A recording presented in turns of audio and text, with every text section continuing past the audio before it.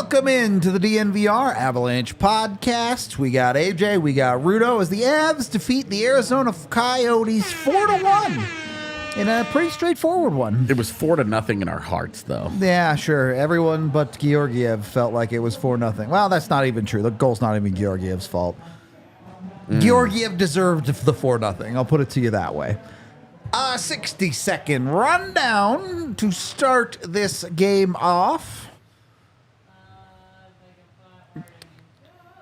Not ready. Tiff wasn't ready. Last day before Christmas break. You know how many houses Santa got to in that time it took you to find that? Do you know how many shows I've been doing today? All right, 3, 2, 1.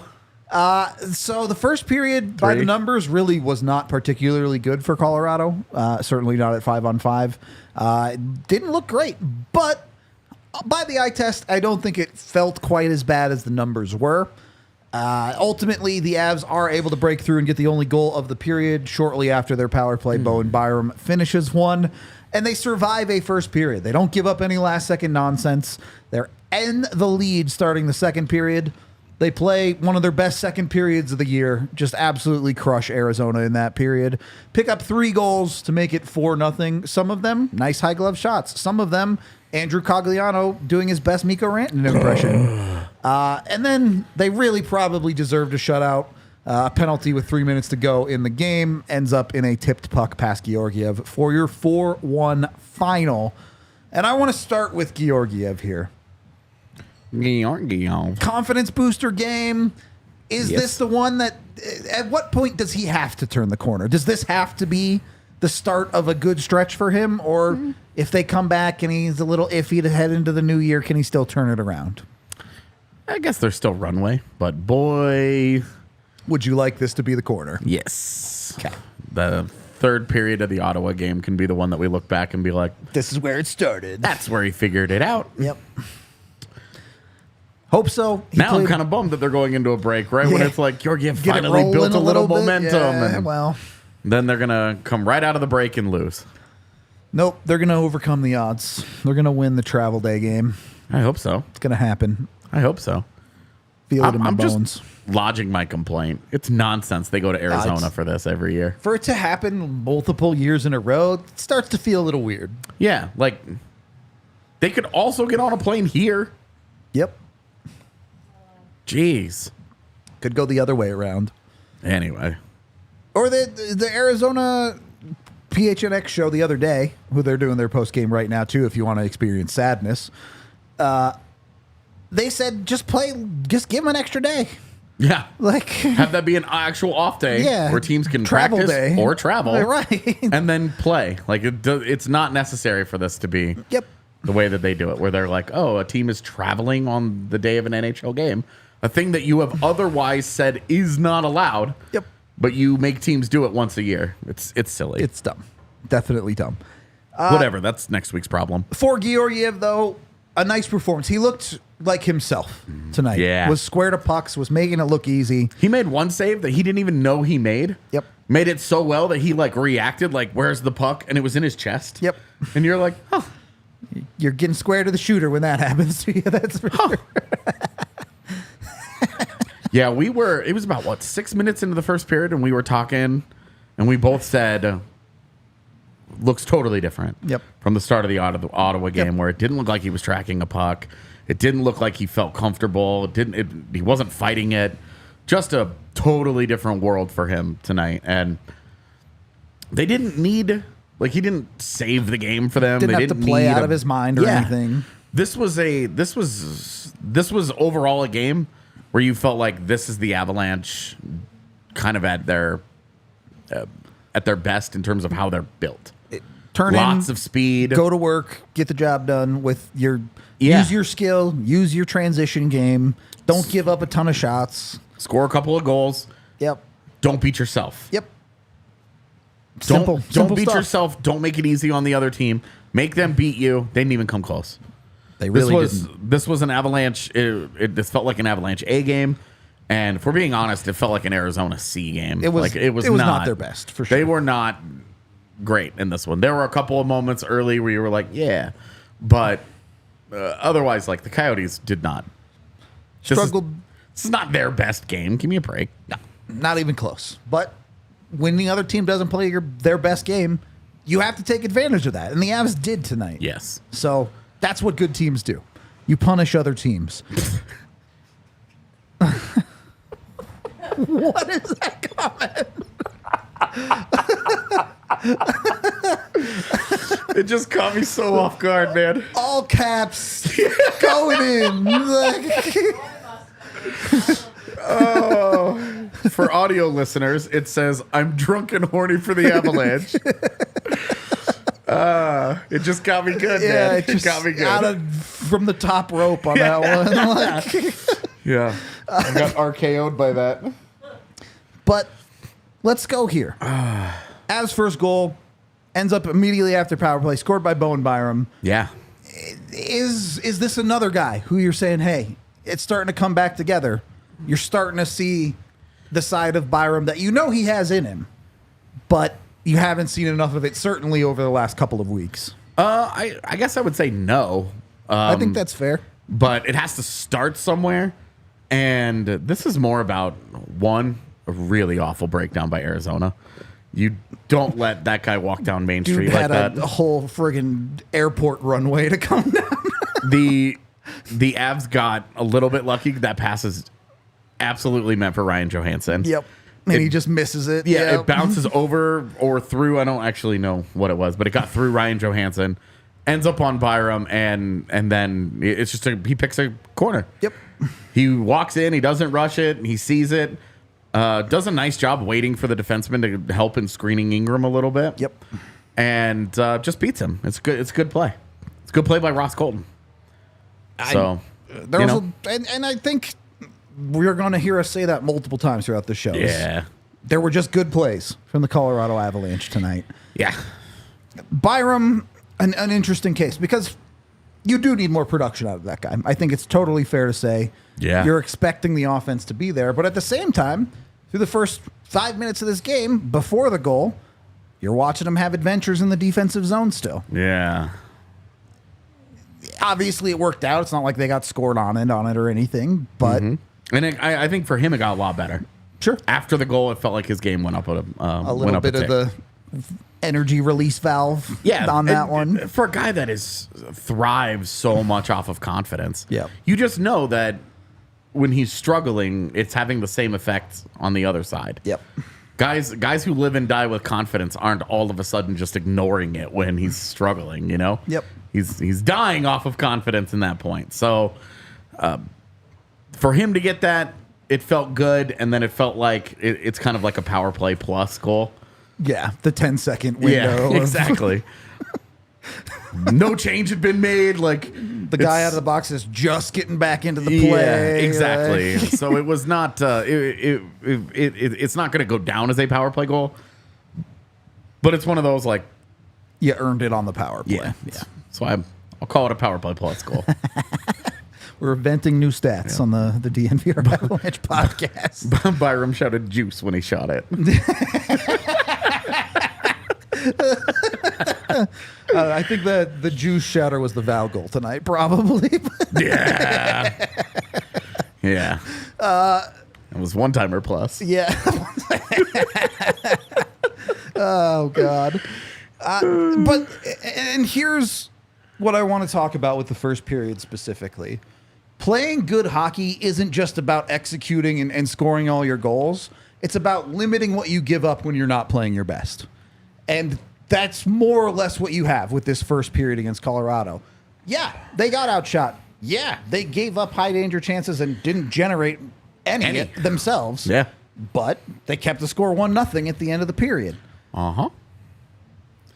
Who deserves credit in a period like that? I do. Obviously, Byram scores the goal. Yeah, whatever. But as a team, limiting the chances Arizona gets and Georgiev stopping the 2 high danger chances he faces, is that a full team effort? Is that, hey, Georgiev bailed us out? Is that, you know what, our forwards did a good job of XYZ? Who gets the credit?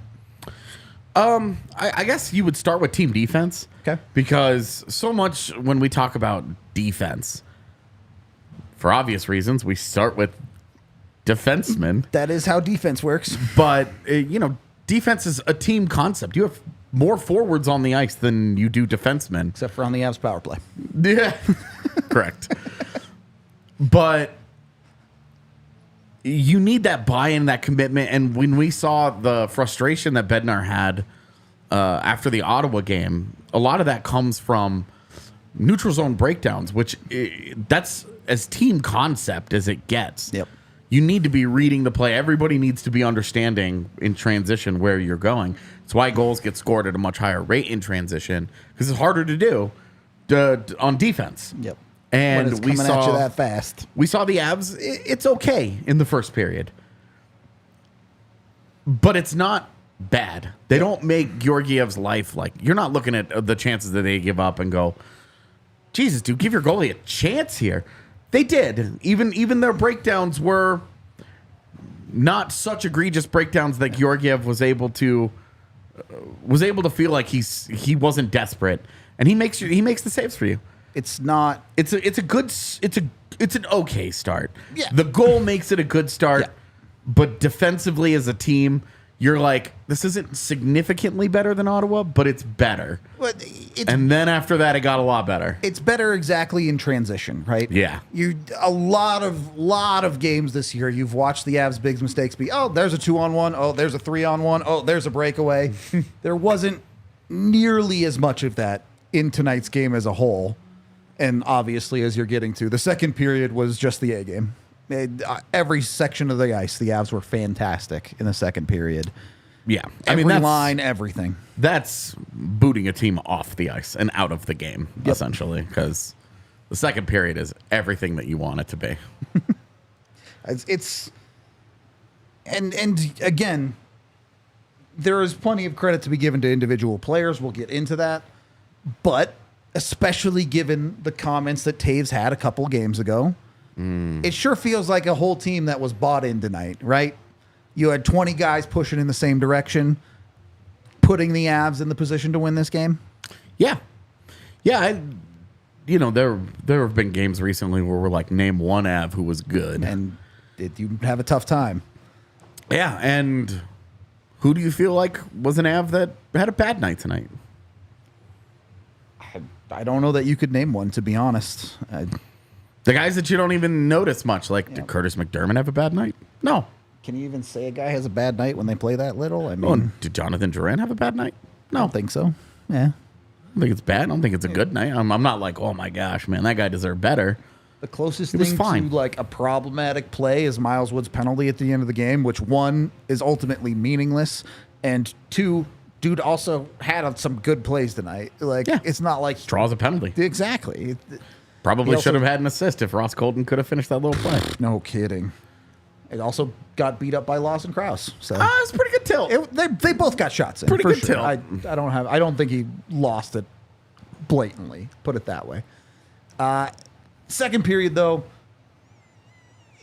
First of all, you're seeing the team get scoring from everywhere on a night like tonight. Yes, you have the Byram goal in the first period. You get the Stars showing up on the second goal of the game. Val Nichushkin continues to just motor along down the train tracks like it's nothing. Rocking it just shy of a point per game pace. That's his, 16th goal of the season, too. The guy on over a 30-goal pace. Yeah. For a guy that some people had questions about living up to that contract, Yeah. looking pretty good right A now. lot of buyout talk over the summer because obviously the way things ended last year There's was understandable issue with there. Yeah, there were questions. Yep. Safe to say he's put it behind him, at least on the ice.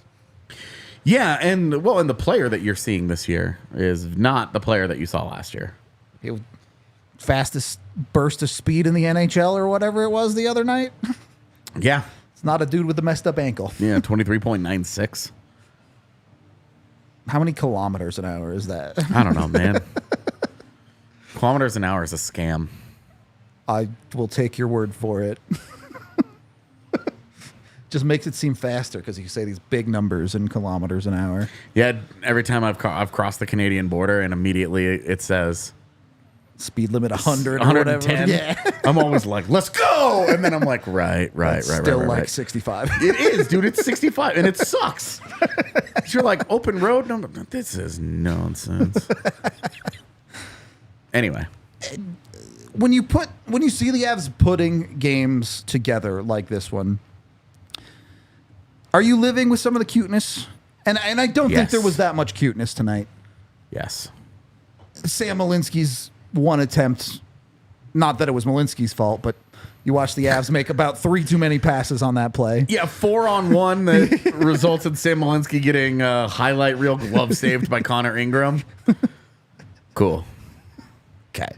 So I can live with it, man. is there a balance there, though? Is there you're allowed to do that when you're up 4-1, 4-0 at the time, and you need to know when not to do it? Or is there you're doing it now, I know you're going to do it later, it's fine?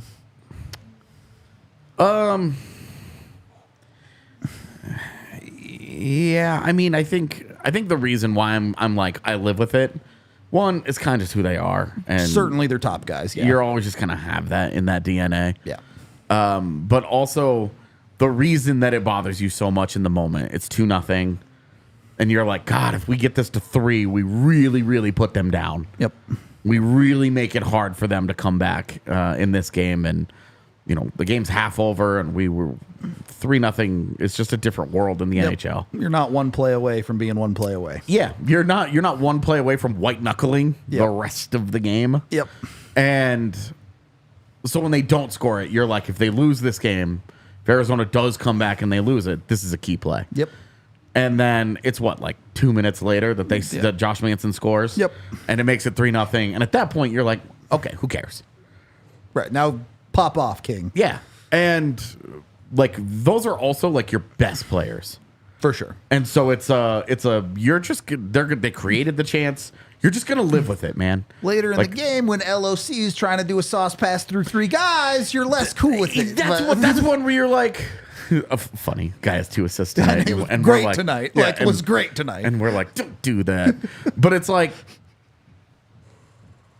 it's like you kind of just live with the top guys.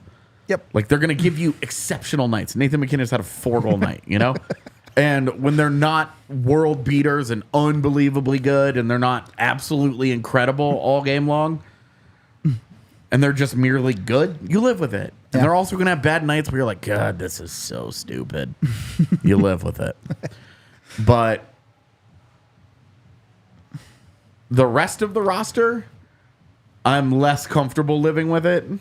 Those are guys that have to go to work on a regular basis. Yeah. And Mikko Rantanen. Some of that cuteness frustrates you, but when the cuteness works, you get the Frederick Olofsson goal.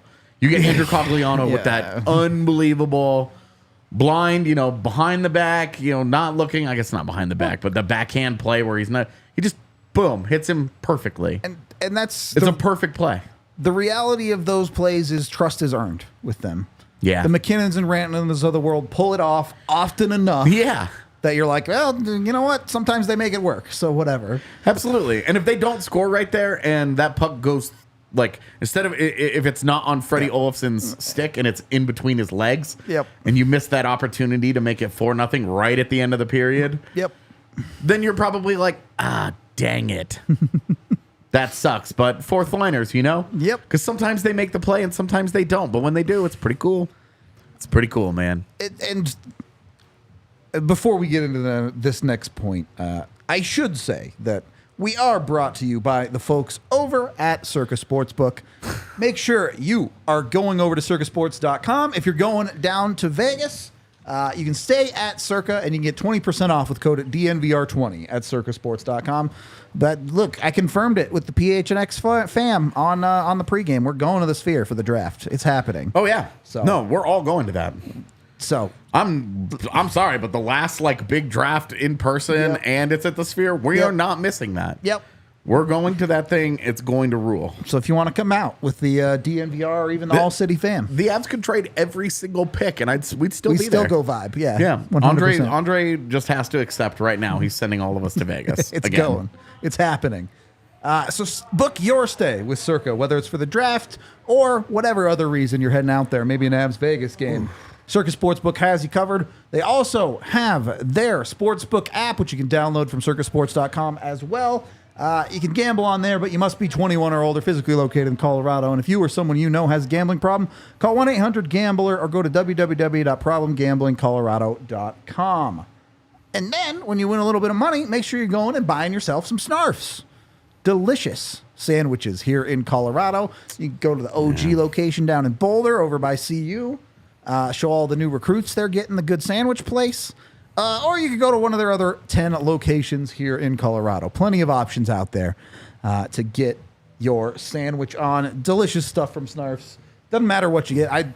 Eric gets us Snarfs all the time because he's an awesome dude. Mm-hmm. And he will ask us for like our orders every time. Mm-hmm. And I'm just like, yep, I trust you. Yeah. Bring me a Snarf sandwich and I will like it. Just close your eyes and pick one, man. They're all good. They're all so good. Dude, so. I went very basic last time and just got straight up ham and cheese. I almost always get like, because it's a sandwich shop. They got fancy stuff. I always get like the chicken cordon bleu, so like stuff like that. Last time I got ham and cheese and I was like, delicious. This might be my favorite. It was so good, dude. Simple pleasures for a simple man. So good. No kidding. No kidding. Snarfs has you covered whatever you like. You can also download the Snarfs customer app to get a bunch of bonuses today. Second period of the DNVR Avalanche podcast. You talked about the Olofsson goal. You also get the Josh Manson goal set up by Olofsson. The depth production. It was there tonight. Yeah. I don't want to say that it's been all that inconsistent. I really don't have a huge problem with the Avs. The third and fourth line depth scoring this year. Mm-hmm. I think you can look at that second line and say, who really is that? Do you want more out of a Ryjo, out of a whatever winger ends up being there on any given night? Yeah. But you also know you're coming to the end of that. Exactly. So as much as you're like, since the Tatar trade especially, you're like, who even is that guy? Yeah. Well, it's Arturi Lehkonen. Yeah. Because Jonathan Duran has given you what you want. Totally. And we've talked about it, that the Wood, Colton, Duran line, you're not touching it's your second line now. Yeah. Like it just is your second line now. And when you view it through that lens, your feelings about its production changes. Yeah. Druin's was a 5-game point streak ended tonight. Yep. But had points in 5 straight games. Ross Colton picks up another point tonight. Miles Wood draws a penalty. Yep. Productive night for what is essentially your second line. Yep. And then your third line with Cogliano and Ryjo and Kiviranta. LOC at any given time, whatever. LOC moves around enough that I'm like, what line is he even on anymore? But very much the utility. It's LOC. Yeah. And what do you get? Cogliano gives you an assist. LOC has 2. Yep. Pretty good. Pretty good night. And so you look at it, and then obviously Freddie Olofsson as your 4C gives you points. Yep. Your defense, Josh Manson scores a goal, Bowen Byram scores a goal, Devon Taves has an assist. Sam Malinsky gets robbed. There isn't any part of your lineup looking up and down coming up short there. Yeah, that you're saying this unit is not doing the job. Yep. There can be individual players, and Chad has spent the entire post-game podcast talking about player, just the one, and how to replace him. And fair enough, I get it. But you do have to feel great. Your lineup tonight is good. This is what it looks like. And this isn't oh yeah, well they beat San Jose. Like Arizona's a solid team. They're in a playoff spot right now. Been winning games. Yeah. I don't know if that's true. It is. Are you sure? Unless the PHNX show lied to me, it's true. Okay. Cool. Regardless, whether or not it's 1 point, whatever, I don't actually know. I don't look at that part of the standings because I don't have to. It's a middle pack team. How about exactly. Pack with the Coyotes. Got him. I never know if you do it on purpose or not. I should not give you the benefit I'd say it's of the about doubt. 50-50. Okay. But it's a solid team, and you kind of just worked them tonight. It was a good reminder of on your good nights, you're way better than even good teams. You are not a middle of the pack team. Yeah. And this speaks to where I feel about how I feel about the Avs going into the Christmas break. Good, not great. Yep. Good, not great. But you have the pieces to be great. You need a little bit of work, and you need to tighten some screws in just how you play, more so than who is playing. But tonight is a perfect recipe for if they can do this consistently, maybe they're great. They would be great, yeah. But they haven't been able to do it consistently. But also, dude, if Alexander Georgiev is going to look that solid in net, that's a big step towards your great. team is just completely different. Yep. It doesn't even matter nearly as much what you do in front of a guy if he's just going to swallow pucks like that. Nope, we're good. I got it. Nope, don't worry about it. I got it. I'm good. I think we should reiterate the point you're making here, because it's not just, he played well and gave up 1 goal on 25 shots or whatever the total was for Arizona. I forget. Yeah. It's that the way he's making these saves, there aren't errant rebounds. There aren't pucks bouncing off. There aren't defensemen saving pucks on the goal line. All of these are just disappearing into his body. Yeah, it's one and dones, and it's pucks in the corner, and it's shots from outside. Like, they had like a 3-on-2 early in the game. The middle of the ice is locked down, and it ends up Georgiev 1-on-1 with the shooter, who's on the outside of your D. Your goalie has to stop that. Yep. That's the 4th goal. Yep. In the Ottawa game the other day. That's literally the goal that gets scored that had all of us apoplectic about it. Because it's a bad goal. It is. You have to trust your goalie to make that. He made that save early in the game, and I was like, we're good. Like, he's in. Yeah. This is already better than it was. And that is just, you don't need excellence out of Georgiev. If you get it, you're a huge problem for other teams. And doesn't get a point for it. I love this already. Helps set up the Avs' 3rd goal. AJ was milliseconds from freaking out about a Varley cover. And instead, he plays the puck. The Avs get up the ice.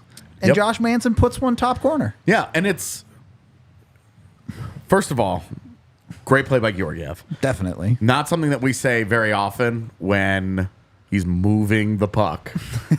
He's pretty squirrely behind the net, man. Yeah. I tell you what. And maybe that's the key. He wasn't behind the net. In front of the net. He was in his safe space in the paint where he's comfortable with where he is on the ice. But no, he moves it, he makes the right play, and then the Avs just take advantage of bad breakdowns by Arizona. If you're Arizona, you're like, what is this? You need this better. Is ugly. But also, like, the trailer, it's Josh Manson. Is it really that bad of a scoring chance to give up if you're the Coyotes? It's Josh Manson walking in. You want your goalie to stop one there. Yeah. I think it's totally fair. It's not such an incredible shot. You want him to stop it. I love that we've just glossed over I was going to get to Nichushkin, but yeah. The way that's a great play by Georgiev, and I think it just underscores what you were talking about. Like, all phases of the game, he was good. Yep. He was good, man. It speaks to a bigger question that I kind of have about this team mentally. You talked about it with Byram as well. You can see it when their confidence, how much better they play when it's up. Do you think this is a good thing, or do you think the Avs... let me rephrase this. Do you think it's good that the Avs have battled through some adversity on that side of the ice and that they're going to come out of it stronger this year? Or do you think that could be something that still needs to be worked on? I do think, first of all, adversity is healthy for all of us in all phases of life. None of us like it while it's happening. None of us are ever just like, oh, adversity, yeah. But you also know that this is an opportunity. Adversity is opportunity for you to grow and for you to figure out shortcomings and areas of strengths and weaknesses. It shines a light on who you are, but it also shines a light on your character, because your response to adversity is such a huge element. I was going to say particularly in sports, but also just in life. Like, yeah, it just is. Adversity is life's greatest teacher, right? And what we've seen out of the Avs this year, they should have learned some lessons. Yep. because they've been taught a few things already. Some of the frustration is that they've been taught some of the things that they should have already known. Going in. Given how many of these guys have won a cup already. Yeah, exactly. So it's been a little frustrating in that regard, but like, how often do you look at a team playing its best hockey in December and January and think this team can't get better than this? And it's kind of a struggle. Like, use the Jets as a good example of this right now. The Winnipeg Jets right now kick ass. They're awesome. But do you want as much when the chips are down? Yeah. Do you want to be playing your best hockey in December? You want to be playing great hockey, of course. But you want to have more in the tank. Yeah. Where do the Jets get better from here? Yep. And I don't have Getting an Kyle answer Connor for back you. is like it, right? Otherwise, systemically, I don't have an answer. They for are you. rocking and rolling right now where you're like, okay, what happens when this stops? Because it stops for everybody. Yep. Even Boston last year, it stopped. It sucks for them that it stopped 5 games into the first round. It stops in the first round. But that's the game, though. But why that's important and why it's instructive that it stopped for Boston when it did, because when it stopped, they'd gone through none of it all year. They don't know how to handle it. And they handled it so poorly. Yep. It's not that wasn't a veteran group that had never done anything or accomplished things before. Very accomplished players were on that team. But as a team, if you have not grown through it, one of my favorite sayings is that you grow through what you go through. And the Bruins didn't go through it last year, so they didn't grow through it. And they got punched in the face in the first round, and that was a hard way to learn that lesson. The Avs' entire December has kind of been a grow through what you go through kind of moment for them. An open hand strike to the face. Yeah, man. And it's been frustrating in spurts. For sure. But you have to feel pretty good that Colorado's adversity is 500. Yep. Colorado struggles. They go into the Christmas break tied for first place in the division. They're technically second because points percentage. They have more games played. On total points, they are tied. But yes, the actual points in the standings, they're tied with Dallas. And after that crazy game in Nashville. Nashville. Boof. But you have to feel like this adversity has been healthy for them. And that's, look, to follow up and kind of reiterate what you've already said, maybe in a little bit of a different way. Sometimes it's taken a game or two longer than you wanted, but the Avs have continued to respond to their poor games, to their poor stretches. Even in their worst stretches, they haven't let it spiral out of control and do something like what Edmonton did to start the year. And do something like a Calgary who just can't seem to quite put it together enough. Yeah.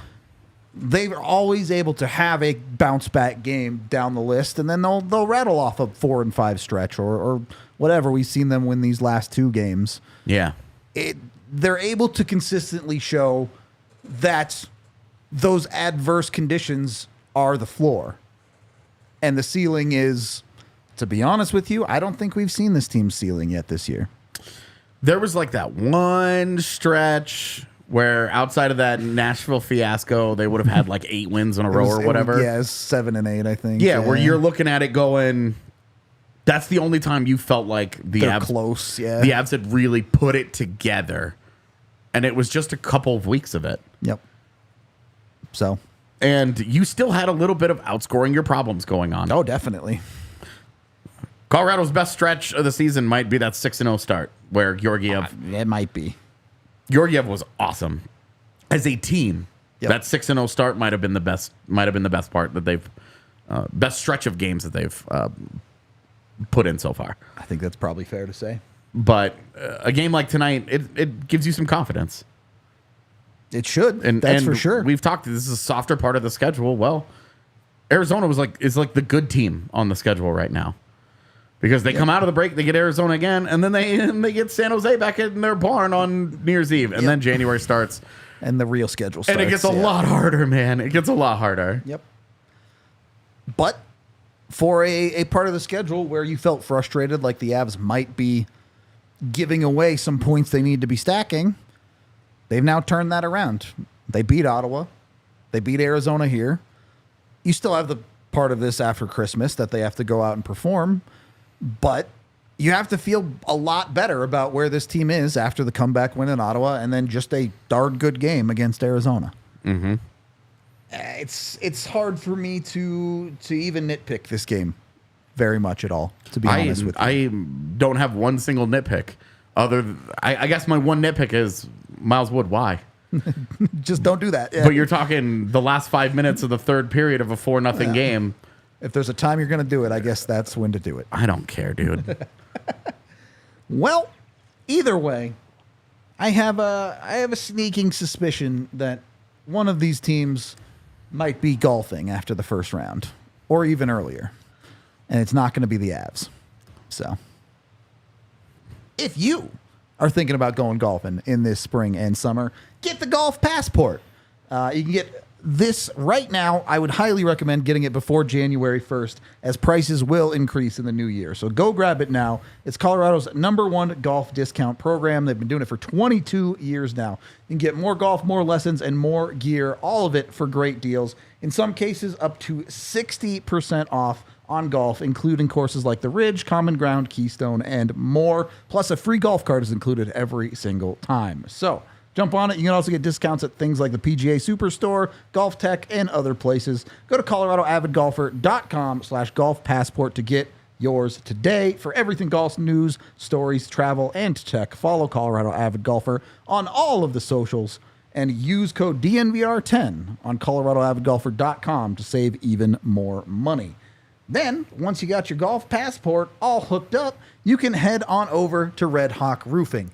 I don't live on a golf course, but if you do, you might have golf balls hitting your roof. It might have some problems with it. Or if you live out east like I do, you might have golf ball-sized hail hitting your roof and causing problems to it.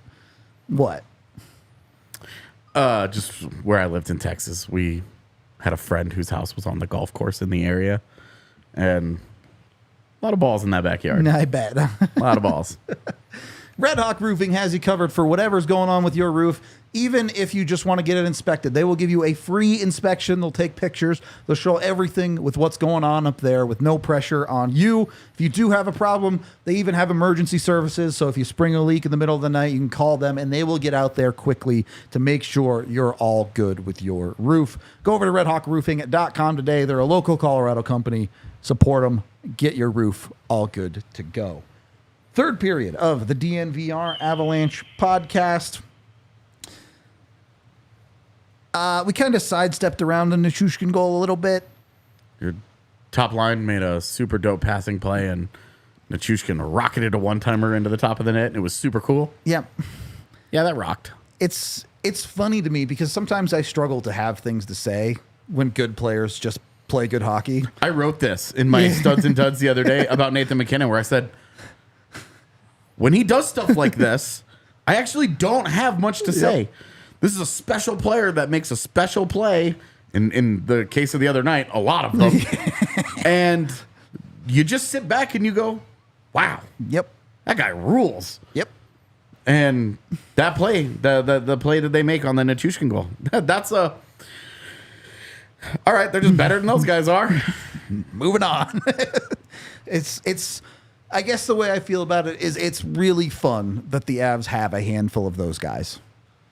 That on any given play, you trust those guys to go out and just be better than the other guys. And you'll be rewarded for that trust a lot of the time. Mm-hmm. Makes being a fan of hockey pretty easy, doesn't it? Who knows? Who knows? The rest of this one... It's just something special. Like, yeah, for real. You look across the ice, and I am going to say this, and I mean absolutely no disrespect to any of the players involved, because Clayton Keller, Nick Schmaltz, Logan Cooley, some of those guys are phenomenal hockey players. But you see sometimes there's a different level, very good to elite. And it's very, very, very hard to get the elite guys. It's not that hard to get a couple of very good players. You got to, things still have to go well for you. But if, the difference between a Clayton Keller is your best player versus Nathan McKinnon is your best player, it's the difference between your adversity-filled first 34 games, you're still in first place versus You're scrapping for a wild card you're spot. pretty thrilled with how things have gone so far, and you're trying to get into the second wild card spot. It's just the difference. And a play like that, while any line at any time in the NHL is capable of that, see the Cogliano to Olofsson play, you know that line makes plays like that frequently enough that that's what makes them a little different. I think the way you've put it often in the past is one I really like. If you're calling Clayton Keller their best player on Arizona. Yeah. And this is, again, nothing against Clayton Keller. He's a very good player. You drop him into the Avalanche lineup. Is he their fourth best player right now? Would Fifth? you? Well, we could have like a really small side discussion about this, but Val Nichushkin or Clayton Keller? Right now, it's Val Nichushkin. For me. I think I agree. Just the two-way exactly. aspect of it. The defensive side puts him over the top is for me. completely different with a guy like Val versus a guy like Keller. And the offensive side for Keller has always been so much higher than a Nichushkin. But Nichushkin's reeling him in a bit. Right now, exactly, man. Right now, you're like, okay, if it's a 75-point player versus a 65-point player, given that they're both wings, isn't one of the best defensive wings in the league. And the size and the power and the skating and all the other elements of it. Yep. You know, and Keller is also Keller's other would be intangibles. Sure. Great leader, very well liked, face of a franchise. Likely on his way to being captain of that franchise. Like will be like one of the best, has a chance to be one of the very best Coyotes to ever If he play in stays, Arizona. yeah. And so you do, you kind of look at those and you're like, but that's the point. Yep. You're not even talking about him. Nathan McKinnon, Mikko He Rantanen, might Cale be Makar. better than their fourth guy. Yeah. Would you take Clayton Keller over Devon Taves? Yeah. No. If you're bringing it in defense, it's even... No. Yeah. If Colorado called up Arizona right now and offered that 1-for-1, they take it. They would slam it into the NHL registry in a heartbeat. Yeah. I say they'd take it because I'm thinking about the players, but when you consider aging curves and windows and all those things, they probably wouldn't take it. But I mean, they might not, but that is a conversation that isn't just LOL no. yeah, So agreed. It's a lot closer. If you did Nichushkin for Keller 1-for-1, I think both teams would just be like, why? Why would we do that? we're just do we need replacing this? the same spot that we're getting rid of at that point. The other thing that might push Keller ahead, if we're being honest, is that Keller has to be the best. What happens to Val Nichushkin if he's the best player on the ice for a team? Maybe it doesn't and work. not the clear-cut third best player on his Fair own enough. line. A little different, but either way, Right. You still have This is the point. McKinnon and Rantanen above that. yeah. And then obviously Makar too, different position, in a but league of his own. dude. And yeah. So anyway, in case you guys didn't know, the Avs are better than the Coyotes. Not in what like a it is. malicious way, but like, come on. It was. And you saw it tonight. Arizona did not play well enough in transition. Their neutral zone play allowed the Avs to play with the kind of speed that if you do that, they will beat you. They will just beat you. And this is You would need a special performance from your goaltender in order to stop that from happening. Connor Ingram's done it against the Avs a couple of times. It did not happen tonight. He wasn't great. And look, this is just the reality. I talked to Craig Morgan from PHNX on our pregame show, and he says, yeah, look, this is a great thing where the Coyotes always seem to play the Avs well in the regular season. Yeah. But that team is dreading pulling the Avs. If they sneak into that wild card spot, they know it's just all for show if it's the Avs in the first round. It would not be unlike when the Preds slipped in, Yep. got the Avs, and were like, I will never forget going to morning skate of game 1 of that series, and the Avs were flying around. Yep. No talking, all business. Serious time. Yeah. All business. And then the Preds came out. They're goofing around. They're just having happy good- to be here. Yeah. Completely different attitudes. Yep. One team understood. Yep. We are about to get waxed. We're gonna do what we can. Proud veterans and all. Just enjoy it that we're here. Yeah. But yeah, and that's where it would be if Arizona makes it. This is a growing experience for our franchise. Yeah. This is a step forward for us as a group. next year the expectations will go up, blah, blah, blah, blah, blah, blah, blah. Yep.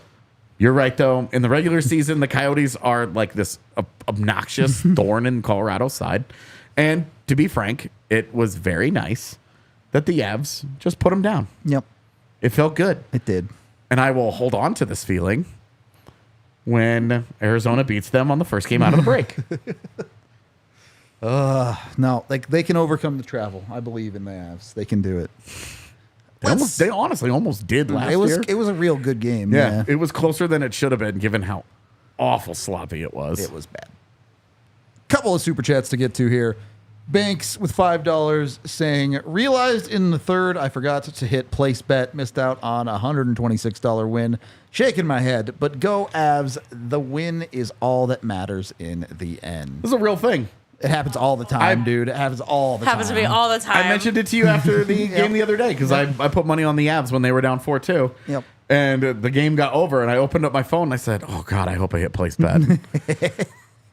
So it happens. This is weird. It's a weird phenomena that is a very real thing. It is a thing. And then we have $10 from Melanie who says, Merry Christmas, go Avs. Mm-hmm. That's all that really needed to be said on this show, isn't it? I can't believe you guys aren't going to get to 100 likes before Christmas. This is ridiculous. Imagine not getting us winner shots. I know. We had winter shots are ready to go, and could we do Christmas shots instead?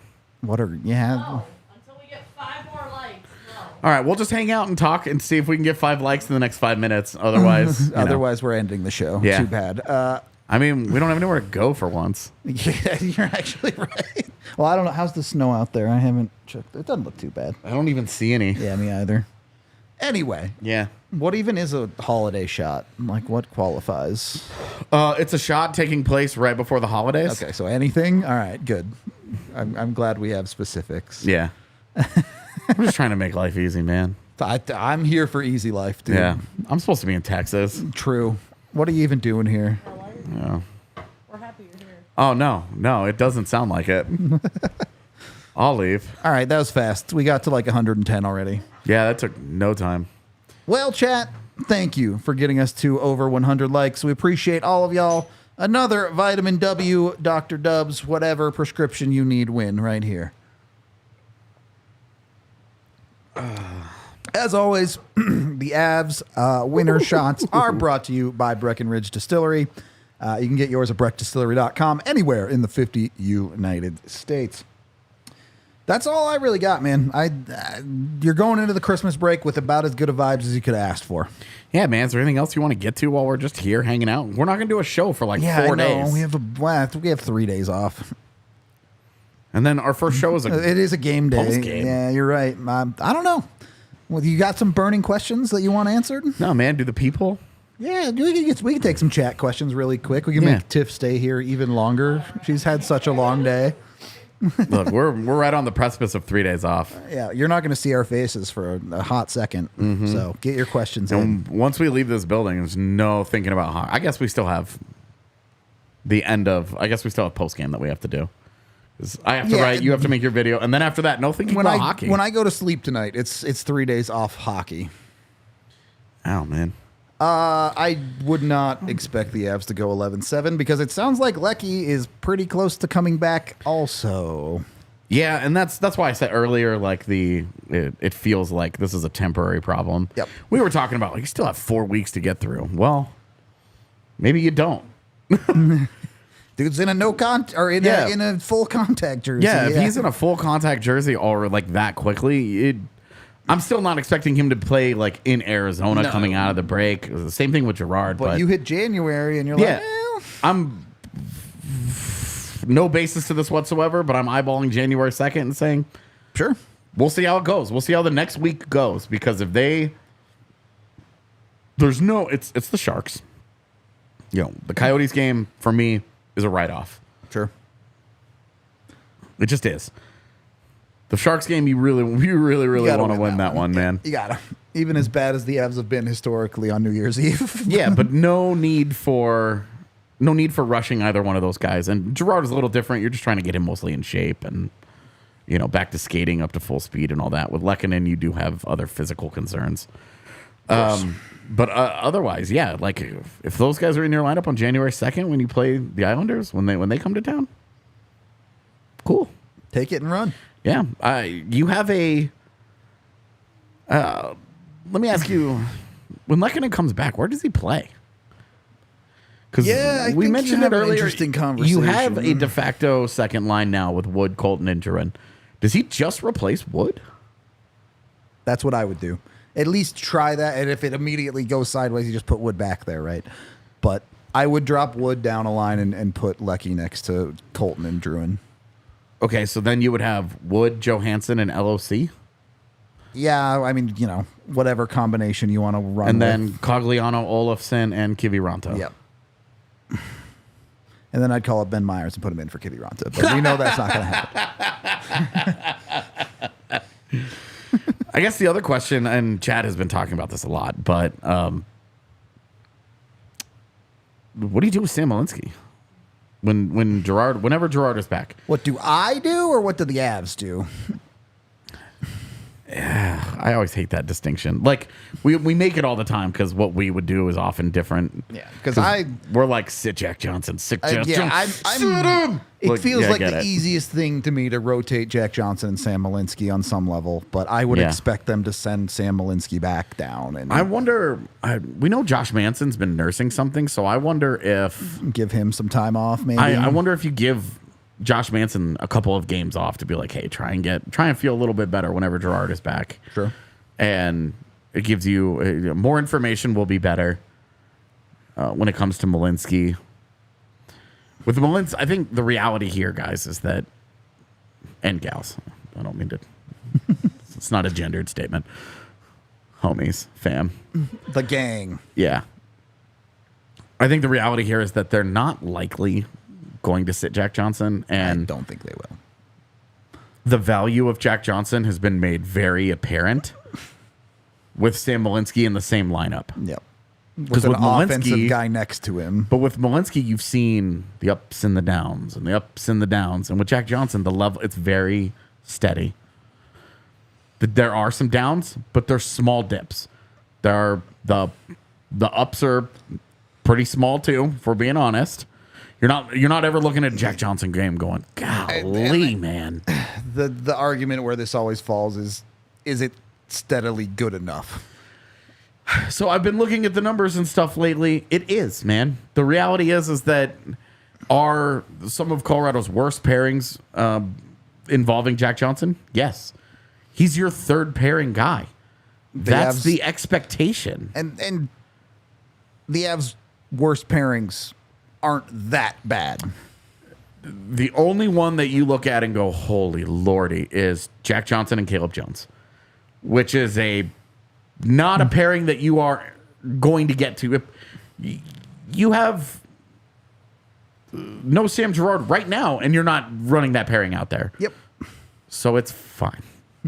Like, if that is your third pairing, then yeah, you don't love it. You have a problem. But otherwise, the results that you've gotten out of your other pairings are fine. And I think that the value of Jack Johnson has shown itself. He's steady. It's unremarkable, but it's repeatable. Night in and night out, you understand that if that guy gets caught in transition, he's going to lose. Yep. He's probably going to either take a penalty or just get beat, or both, whatever. But he really, for a third pairing guy, he doesn't take a lot of penalties. He's not as good on the PK as you would like. Their PK has gotten worse without Sam Girard, who has shown himself to be quite a solid PK guy over the last 2 seasons, which is why Colorado's PK was very good to start the year because Sam Girard was part of it. Yep. Taking a guy like, but when Cale Makar and Sam Girard have both been out, Bowen Byram's had to go on it, it struggled a lot more. Yep. He's not good on that unit. It's weird. It's weird that Sam Girard is as good on the PK as he is because the archetypes don't fit. And yet, Sam Girard is a more effective PK guy than Jack Johnson is. So when you get that guy into your lineup, some of Jack Johnson's value goes away. He becomes a purely 5-on-5 player who when that lineup was healthy earlier this year, was not playing more than 14 or 15 minutes a night. Mm-hmm. He really wasn't. He was just fine in that role. He was fine. Yep. The other thing is that hilariously, and I'm just speaking from a data perspective here, Jack Johnson and Josh Manson as a third pairing was producing very respectable results. Yep. You were not looking at it and going, oh my God, it's an absolute train wreck. They had individual moments. Yeah. You remember that Kings game? Unfortunately. Was it the first one of the year? Yeah, where you were like, It was. But with Jack Johnson, it's just a different. Sure. You're never going to get this. Yep. It's never going to be here for Jack Johnson. Never going to get here. But you are not going to get this. Sam Malinsky's worst games have been worse than Jack Johnson's worst games. For sure. And that's what the coaching staff is going to look at and try to value when they have to make this decision. So, from a purely hockey perspective, Sam Malinsky really needed another 10 games. Yep. To really try to get in, to really bring try the floor up as much as possible. Yeah. To stake a claim. Maybe he has 10 more. I don't know. Between the uncertainty of whenever Gerard is going to return, we don't know when that is. Yep. But also maybe it does allow you to give Josh Manson a game or two off. But also, Josh Manson has been very good for you this season. Yeah, very few complaints about Manson on the whole. Again, his bad days are bad. Noticeably bad. They're train wreck of games. But on the whole, the body of work, Josh Manson's been very, very good for you. Rapid fire questions. Let's go. Favorite Christmas present ever? We got an N64 when I was a kid, and I was the N64 kid. We just didn't film it. Same. Favorite Christmas present ever? I guess I could just go with that, just because I really don't have another answer to that. Sure. I've been given some extremely thoughtful gifts over the years that meant a lot to me. Yep. But my disdain for Christmas in general makes it hard to appreciate the gesture. Sure. Understandable. What's the most y'all would move for a 2C? Oh, God.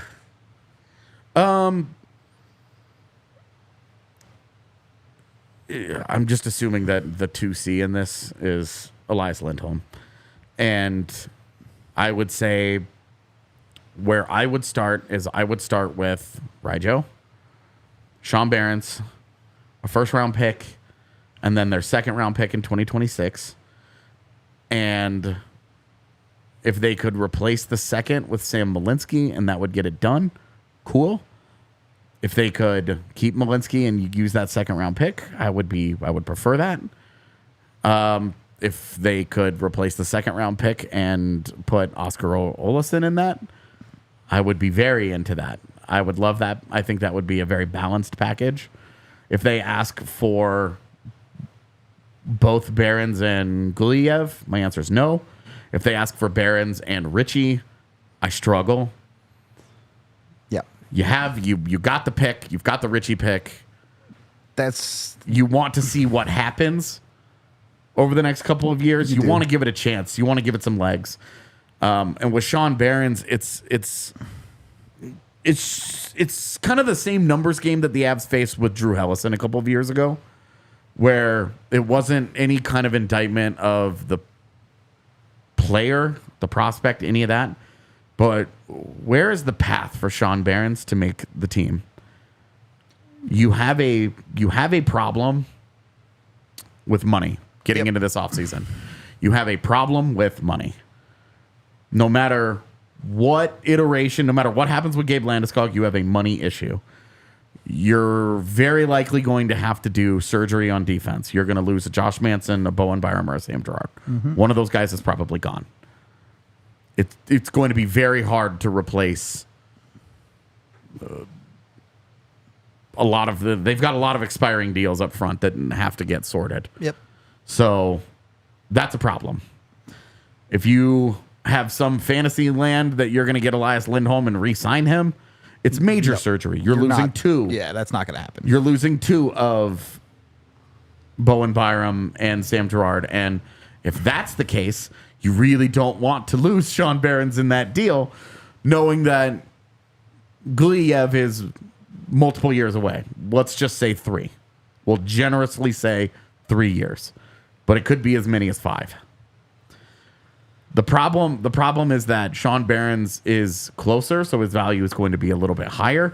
Georgiev is several years away, but holy lordy, is that guy ever an Avs defenseman waiting to happen. His skating ability is extremely dynamic. Yeah, I have loved Georgiev for a while now, obviously. And I think Georgiev, despite being further away, does muddle the Barron situation even more. And here's my perfect deal there. The first, Callum Ritchie, Ryjo, the second.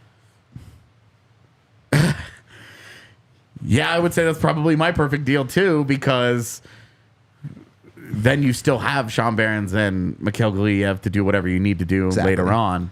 When that's not reality, you replace the second with Barons. Yeah. And I think I probably have to say yes. I would agree that this is just a thing that it's so obvious. And Lindholm in particular, he checks all the boxes that you absolutely want. He's big, he's physical, he's built for playoff hockey. He's great in the faceoff circle. He's right-handed. He's good enough offensively. He's not amazing offensively. You're looking for a 2C. You're not looking for a 1C. Yep. So, that it makes so much sense. It does, and on paper, it's also it's why they've talked about Lindholm in the past. It's why they pursued Backlund last year. It's why the rumors are still swirling right now. Right. And Ryan Johansson was a worthy roll of the dice. It just was. It cost you nothing but money. Exactly. It cost you $4 million, and you would have to include him in the deal to make the money work for the most part. Yep.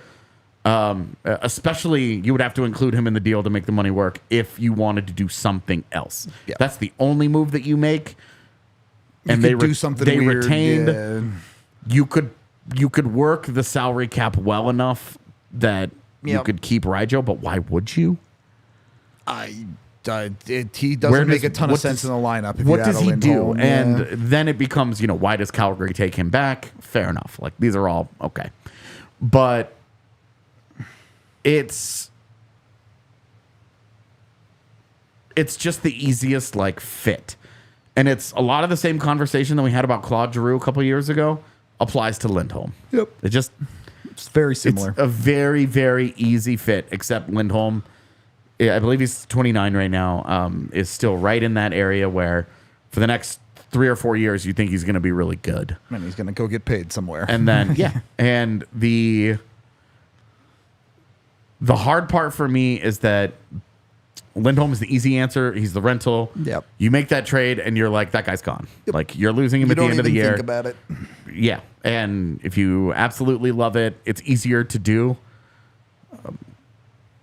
than a guy like Kadri, because your aging curve is it's several years behind what it was with Kadri, which, if you're willing to do all that and sign him and do all this stuff, Tomas Hertl is a guy that you should call about. Yep. For me, and this is something I actually want to write about more in depth, the thing that I would look into doing the most is Byram. Using Byram as your trade piece for a younger center that you think that you wouldn't have to pay UFA money to for a while. A name that comes up a lot just because he's struggled to be in the lineup frequently for Philly this year is Morgan Frost. Mm-hmm. I don't know about all that. I don't know. That's not my ideal target. Sure. But that archetype of a younger guy. NHL established. Yeah. You could call Anaheim and see if they would have any interest in Trevor Zegras. I doubt it. I don't know why they would, but sure. Why they would, because they have Mason McTavish and they have Leo Carlson, and Zegras' value goes down for a team that is looking at him strictly as a wing. but they have so many good somewhat young fair. defensive prospects. Yeah, It doesn't make a lot of sense for them to pursue something like that, but the Avs would like it because something like that, right? Like a bold play like that. Yep. Because if you go and you say, what about Shane Pinto out of Ottawa? Totally unproven guy. Yep. Looks really good early on. But as a team who's trying to compete for a cup, if you're trying to solve Exactly. the 2C spot, Exactly. you And- don't know what you're going to get there. And you like it right now that you can replace Bowen Byram in your lineup. The version that we've seen of Bowen Byram this year is easier to replace because you have Sam Malinsky ready to go, and you just say the difference between these guys' levels right now is not as big as you would think reading their names on paper. The potential that they have in the future probably pretty significant. is where it really plays out. But engaging other teams' interest in that and trying to find a good fit for it would be extremely bold for the Avs to make that kind of decision in season. In the summer, when 31 other teams are looking to deal and have conversations, it's different. Yep. In season, you're talking about 6 teams might be looking to deal. Yep. That reduces the number of teams that you have an interest in their guys.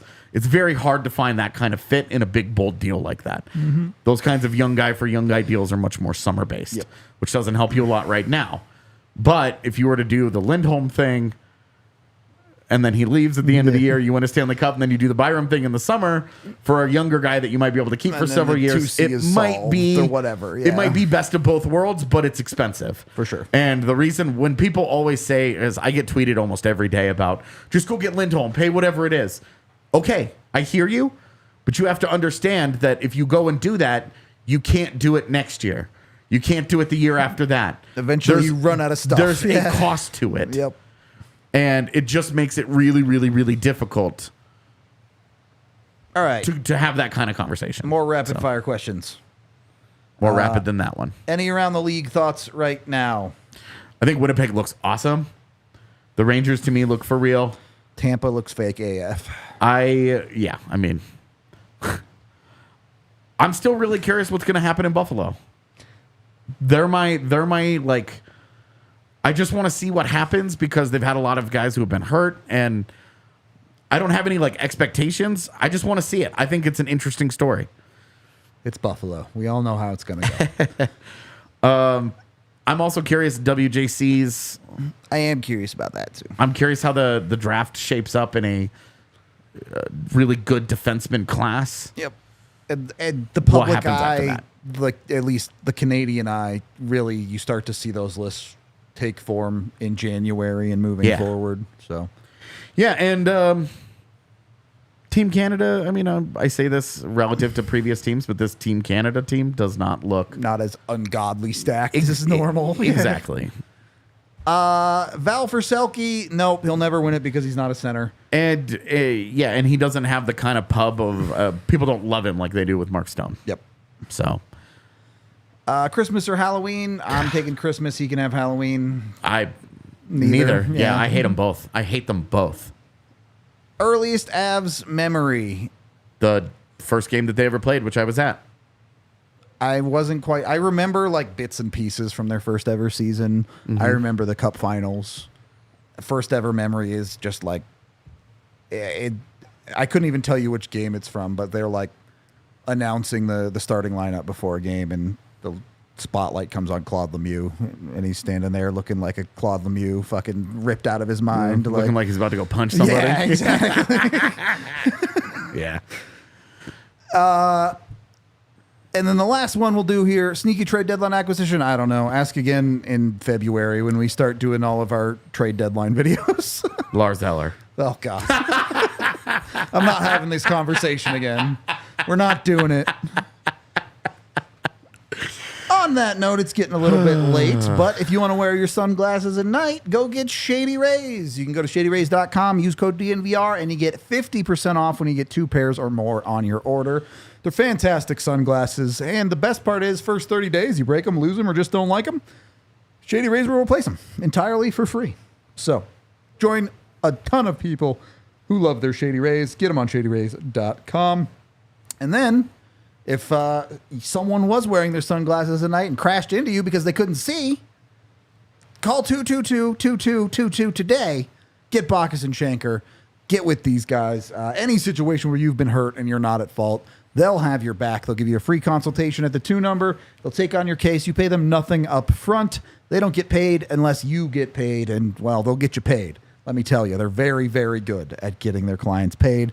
They've won over $1 billion in the time they've been doing this here in Colorado. So get with them. Call the 2 number. Bacchus and Shanker wins. That's all we got. I hope everyone has a happy holidays. Whatever you're doing over the next couple of days, it will not be hockey. So whatever it is, enjoy it. We appreciate y'all. We are back on Wednesday for the next Avs Coyotes game. We will see you there, and head on over to the DNVR.com to catch us writing about how this was a good game and the Avs are good. Okay, bye. We all silly like the mayor.